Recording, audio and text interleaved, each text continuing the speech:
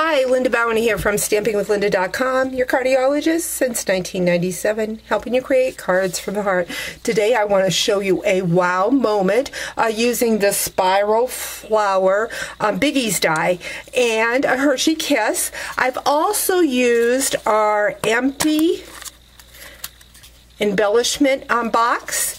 I have already taken that and used my 2 3/4 inch circle and did the black to cover up that. But I want to show you how I did that flower. First, what I did was I took the Big Shot and took that spiral die. This the spiral flower comes in the Occasions catalog using a 1/4 sheet of the Whisper White.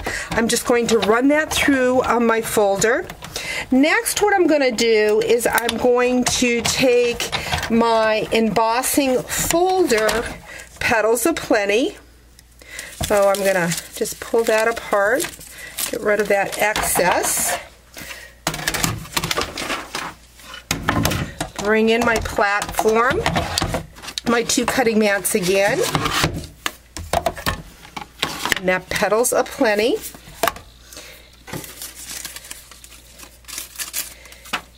And my spiral flower. I'm going to run that back through the Big Shot, and when you emboss that spiral flower, it helps soften your paper fibers, so it makes it easier to curl.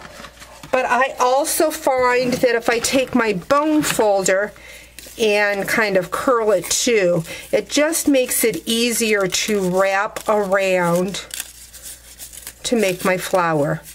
Being careful not to rip it. Next, what I'm going to do is I'm going to bring in a scrap piece of paper, my real red ink pad, a sponge dauber, and I'm just going to go in and lightly sponge on top what I embossed. This just gives some texture to that card, or really not a card, texture to the spiral flower. Then I'm going to just go around the outside edge and sponge the scallops just to give some dimension. I always like to take my spiral flower and start with that round circle. I know a lot of people start it from the outside edge. I just find it easier to start this way. So I'm going to go in and get my Hershey Kiss. I'm going to add several glue dots to that Hershey Kiss. Now, normally when I do the spiral flower for a card, I use my glue gun or a green glue. But I really don't want glue to get on that Hershey Kiss. So I'm just going to take those dimensionals and I'm going to go around the inside of that spiral and just randomly add some glue dots. And that's what's going to hold it in place. Again, if I was doing this for a card, I would be using my hot glue gun or my green glue. But I don't want that to get on the kiss, so whoever I give this little favor to, they will be able to eat the candy and not have to worry about glue poisoning, if that's such a thing. I'm sure it is. Everything else is poisonous to us. So I've got that. Again, I've got my Hershey Kiss. So now I'm just going to spiral that around, taking those glue dots and just pressing them against each other.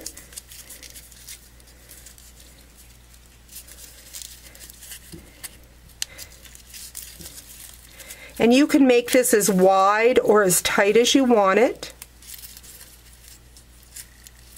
But those glue dots are just holding it together.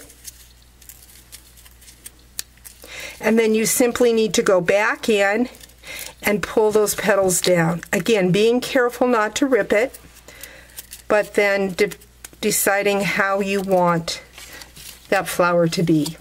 I also used the oval punch. Again, ran it through an embossing folder, the decorative dots, and I sponged the leaves. It was the gumball green cardstock, and I sponged it with gumball green to give it dimension. But there you have it, a nice kiss candy. Nice little trinket box to give to some friend. Thanks for joining me.